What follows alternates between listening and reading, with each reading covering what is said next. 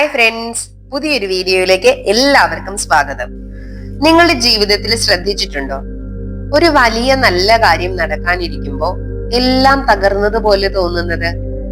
ചിലപ്പോ പണം കുറയും, ബന്ധങ്ങൾ അസ്ഥിരമായി തോന്നും, അവസരങ്ങൾ നഷ്ടമാകും, മനസ്സ് പൊതുവെ കൺഫ്യൂഷനിലാകും. അപ്പൊ നിങ്ങൾ ചോദിക്കും, എന്തുകൊണ്ടാണ് ഇത് എനിക്ക് സംഭവിക്കുന്നത്? ഞാൻ എന്തെങ്കിലും തെറ്റ് ചെയ്തോ? ദൈവം എന്നെ ശിക്ഷിക്കുകയാണോ? പക്ഷെ നിങ്ങൾ ഒരു നിമിഷം ഒന്ന് മാറി ചിന്തിച്ചു നോക്കിയേ. ഇത് ശിക്ഷയല്ലെങ്കിൽ പിന്നെ എന്താണ്? ഇതൊരു തയ്യാറെടുപ്പാണെങ്കിലോ? യൂണിവേഴ്സ് ഒരിക്കലും നിങ്ങളെ തകർക്കാനല്ല പരീക്ഷിക്കുന്നത്, നിങ്ങളെ അടുത്ത ലെവലിന് യോഗ്യരാക്കാൻ വേണ്ടിയിട്ടാണ് പരീക്ഷിക്കുന്നത്. ഇന്ന് നമ്മൾ ആഴത്തിൽ മനസ്സിലാക്കാൻ പോകുന്നത്, നമ്മളെ അനുഗ്രഹിക്കുന്നതിന് മുന്നേ യൂണിവേഴ്സ് നമ്മളെ പരീക്ഷിക്കുന്നു. എന്തുകൊണ്ട്? ആ കാര്യമാണ് നമ്മളിന്ന് മനസ്സിലാക്കാൻ പോകുന്നത്. അപ്പൊ റിസൾട്ട് കിട്ടുന്നതിന് വേണ്ടിയിട്ട് വീഡിയോ സ്കിപ്പ് ചെയ്യാതെ മുഴുവനായി തന്നെ കാണുക. സബ്സ്ക്രൈബ് ചെയ്യാതെ കാണുന്നവരാണെങ്കിൽ ദയവ് ചെയ്ത് ചാനൽ സബ്സ്ക്രൈബ് ചെയ്യുക. മാർച്ച് മുതൽ ഫ്രീ ക്ലാസ്സുകൾ ലഭിക്കുന്നതിന് വേണ്ടിയിട്ട് വീഡിയോയുടെ ഡിസ്ക്രിപ്ഷനിൽ ഒരു വാട്സപ്പ് ഗ്രൂപ്പിന്റെ ലിങ്ക് കൊടുത്തിട്ടുണ്ട്. നിങ്ങൾക്ക് അതിൽ ജോയിൻ ചെയ്യാവുന്നതാണ്. അവിടെയാണ് നിങ്ങൾക്ക് ഫ്രീ ക്ലാസിന്റെ ലിങ്ക് ലഭിക്കുന്നത്. വീഡിയോ ഇഷ്ടമായാൽ ലൈക്ക് ചെയ്യാനും കമന്റ് ചെയ്യാനും ഷെയർ ചെയ്യാനും മറക്കരുത്. കൂടാതെ പുതിയ വീഡിയോസിന്റെ നോട്ടിഫിക്കേഷൻ ലഭിക്കുന്നതിന് വേണ്ടി നിങ്ങൾ സബ്സ്ക്രൈബ് ചെയ്താൽ മാത്രം പോരാ, ബെൽ ബട്ടൺ കൂടി അമർത്തി ഓൾ എന്ന ഓപ്ഷൻ കൂടി പ്രസ് ചെയ്ത് കൊടുക്കണം കേട്ടോ. ഇനി പരീക്ഷണം നിങ്ങൾക്ക് എന്തുകൊണ്ടാണ് വരുന്നത് എന്നുള്ളതാണ് നമ്മൾ സംസാരിച്ചുകൊണ്ടിരുന്നത്, അല്ലേ? ജീവിതം ഒരു നിയമത്തിൽ പ്രവർത്തിക്കുന്നു, അതായത് നമ്മുടെ കപ്പാസിറ്റി. നിങ്ങൾ വലിയ ജീവിതമാണ് ആഗ്രഹിക്കുന്നതെങ്കിൽ നിങ്ങൾ വലിയ വ്യക്തിത്വമായി വളരണം. നിങ്ങൾ സമൃദ്ധിയാണ് പ്രാർത്ഥിക്കുന്നതെങ്കിൽ നിങ്ങളുടെ ചിന്തകൾ തന്നെ സമൃദ്ധമായിട്ട് മാറണം. നമുക്ക് ലഭിക്കുന്ന അനുഗ്രഹങ്ങള്, നമുക്ക് ലഭിക്കുന്ന സമ്മാനങ്ങൾ മാത്രമല്ല, അവ നമുക്കുള്ള ഉത്തരവാദിത്തങ്ങൾ കൂടിയാണ്.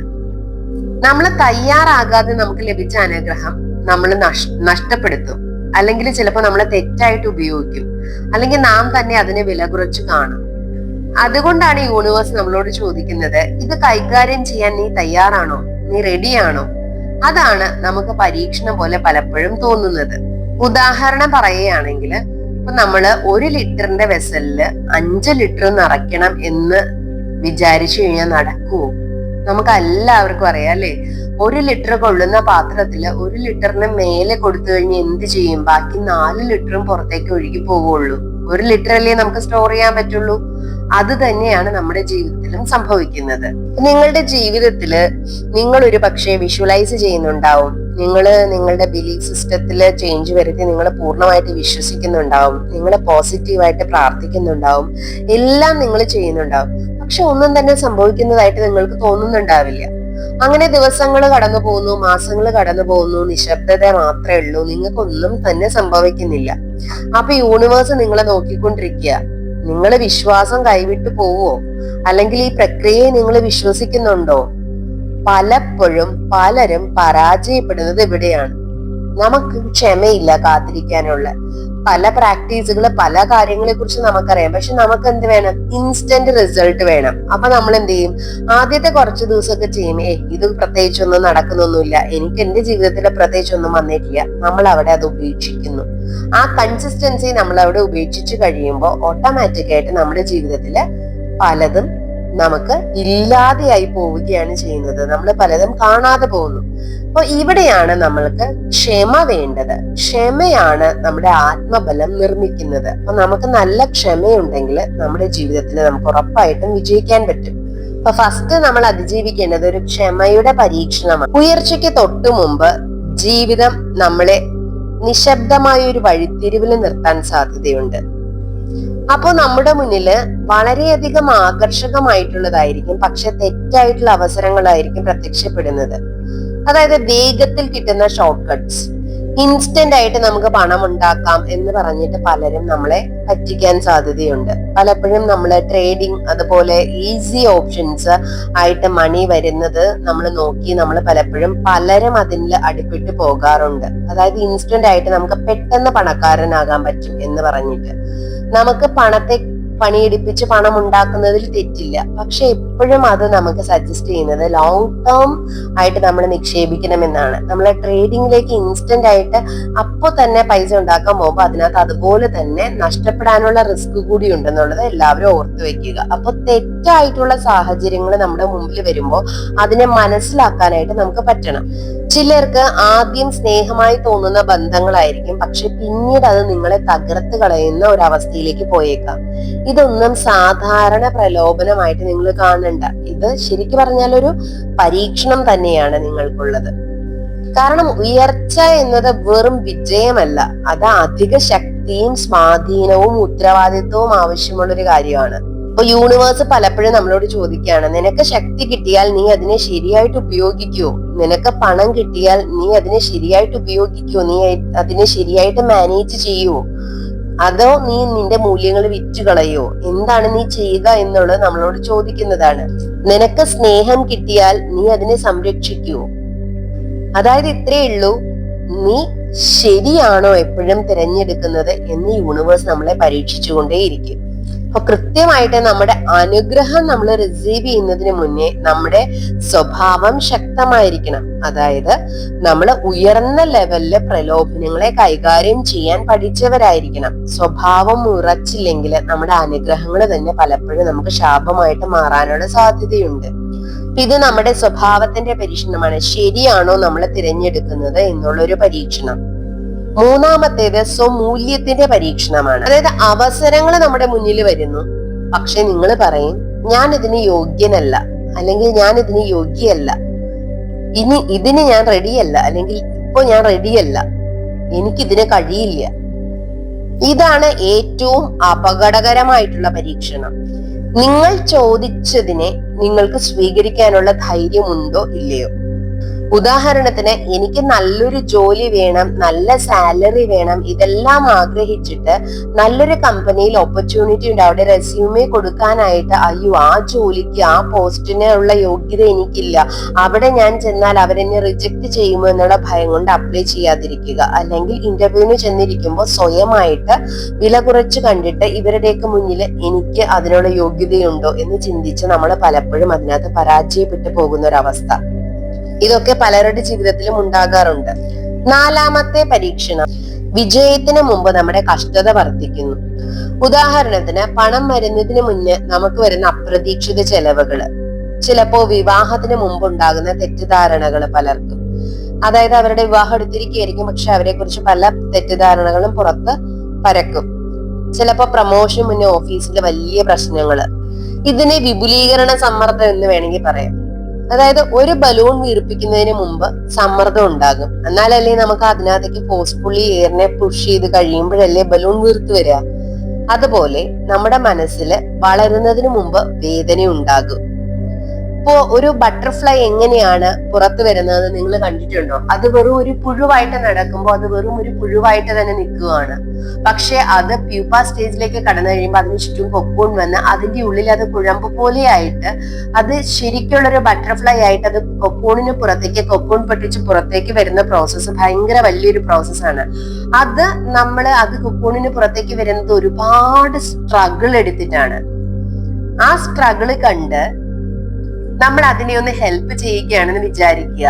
അതിനെ ആ കൊക്കൂണിന് പുറത്തേക്ക് വരാൻ നമ്മൾ ഹെൽപ്പ് ചെയ്യുകയാണെങ്കിൽ ഒരിക്കലും ആ ബട്ടർഫ്ലൈക്ക് പറക്കാൻ സാധിക്കില്ല. അതേസമയം അത് സ്വന്തമായിട്ട് എഫേർട്ട് എടുത്ത് വളരെ കഷ്ടപ്പെട്ട് ആ കൊക്കൂണിന് പുറത്തേക്ക് വന്നു കഴിയുമ്പോൾ അതിന്റെ ചിറകുകൾക്ക് ആവശ്യത്തിന് ശക്തി കിട്ടുകയും ബലം കിട്ടുകയും അതിനെ പറക്കാൻ സാധിക്കുകയും ചെയ്യും. അപ്പൊ എന്താണ് അവിടെ അതിനെ പറക്കാൻ സഹായിച്ചത്? അത് പുറത്തേക്ക് വരുന്നതിന് മുന്നുള്ള സ്ട്രഗിൾ ആണ്, അല്ലെ? എന്ന് പറഞ്ഞതുപോലെയാണ് നമ്മുടെ ജീവിതത്തില് നമ്മുടെ കഷ്ടപ്പാട് അല്ലെങ്കിൽ നമ്മുടെ ബുദ്ധിമുട്ട് ഒരു ശിക്ഷയല്ല, അത് നമ്മുടെ ഒരു രൂപാന്തരീകരണമാണ് അവിടെ നടക്കുന്നത്. ചിലര് ജീവിതത്തിൽ വളരെ അപ്രതീക്ഷിതമായിട്ട് മാറ്റങ്ങൾ വരുത്തും. ചിലരുടെ ജീവിതം വളരെ അപ്രതീക്ഷിതമായിട്ട് മാറിപ്പോകും. അതായത് അവരുടെ സുഹൃത്തുക്കൾ ചിലപ്പോൾ അകന്നു പോയിന്നിരിക്കും, ചിലപ്പോൾ അവരുടെ ബന്ധങ്ങളൊക്കെ അറ്റുപോയിന്നിരിക്കും, അവർ പൂർണ്ണമായിട്ട് ഒറ്റപ്പെട്ടതായിട്ടൊക്കെ തോന്നും. പക്ഷെ മനസ്സിലാക്കുക, നിങ്ങളെ അങ്ങനെ നിങ്ങളുടെ ജീവിതത്തിൽ സംഭവിക്കുന്നുണ്ടെങ്കിൽ നിങ്ങൾ നിങ്ങളുടെ ജീവിതത്തിന്റെ അടുത്ത സീസണിലേക്ക് കടക്കുകയാണ്. ഈ പോയവരാരും നിങ്ങളുടെ കൂടെ അടുത്ത സീസണിലേക്ക് വരാൻ നിയോഗിക്കപ്പെട്ടിട്ടില്ല എന്ന് തന്നെ നിങ്ങൾ മനസ്സിലാക്കുക. ചിലര് നിങ്ങളുടെ പഴയ അധ്യായത്തിന് വേണ്ടിയുള്ളവരായിരുന്നു. അപ്പോ നിങ്ങൾ ഇത്രയും ചെയ്യാൻ റെഡിയാണോ? നിങ്ങൾ വിട്ടുകൊടുക്കാൻ തയ്യാറാണോ? ഒട്ടും വൈരാഗ്യവും വെറുപ്പും ഇല്ലാതെ നിങ്ങൾ പൂർണ്ണമായിട്ട് വിട്ടുകൊടുക്കാൻ തയ്യാറാണോ? അങ്ങനെ വിട്ടുകൊടുക്കാൻ തയ്യാറാണെങ്കിൽ നിങ്ങൾ തീരുമാനിക്കും, ഇനി ഞാൻ സമൃദ്ധമായി ജീവിക്കും. അങ്ങനെ എല്ലാം നിങ്ങൾ തീരുമാനം എടുത്ത് കഴിയുമ്പോഴായിരിക്കും നമ്മുടെ വരുമാനം കുറയുകയും ചെയ്യും, ചെലവ് വർദ്ധിക്കുകയും ചെയ്യും. അപ്പൊ നമ്മൾ ചോദിക്കും, ഇതെന്തുകൊണ്ട്? അതായത് നിങ്ങളുടെ മനോഭാവമാണ് നിങ്ങളുടെ ജീവിതത്തില്, നിങ്ങളുടെ തോട്ട്സ് ആണ് നിങ്ങളുടെ ജീവിതത്തെ മാറ്റിമറിക്കുന്നത്. അപ്പൊ ഈ പണം എന്നുള്ള ഒരു കാര്യവും ഒരു ഊർജമാണ്. അത് നിങ്ങളുടെ മനോഭാവത്തെ ആശ്രയിച്ചിട്ടാണ് നിങ്ങളുടെ ജീവിതത്തിൽ വരികയും പോവുകയും ചെയ്യുന്നുണ്ട്. അപ്പൊ വരുമാനം കുറഞ്ഞ് ചെലവ് വർദ്ധിക്കുമ്പോൾ നമ്മൾ ചോദിക്കുകയാണ് ഇത് എന്തുകൊണ്ട് എന്ന് ചോദിച്ചിട്ട് നമ്മൾ പാനിക് ആവുകയാണെങ്കിലോ നമുക്ക് ഒരിക്കലും മുന്നോട്ട് പോകാൻ പറ്റില്ല. അതായത് പണത്തിന്റെ കുറവില് പാനിക് ആവുന്നവര് പണം സമൃദ്ധമായിട്ട് വരുമ്പോഴും പാനിക് ആവും. അപ്പൊ യൂണിവേഴ്സ് നമ്മളെ പരിശോധിക്കും, ഇവര് പണം കുറയുമ്പോ പാനിക് ആവുന്നുണ്ടോ, എന്നാലേ പണം കൂടുമ്പോഴും അവര് പാനിക് ആവും.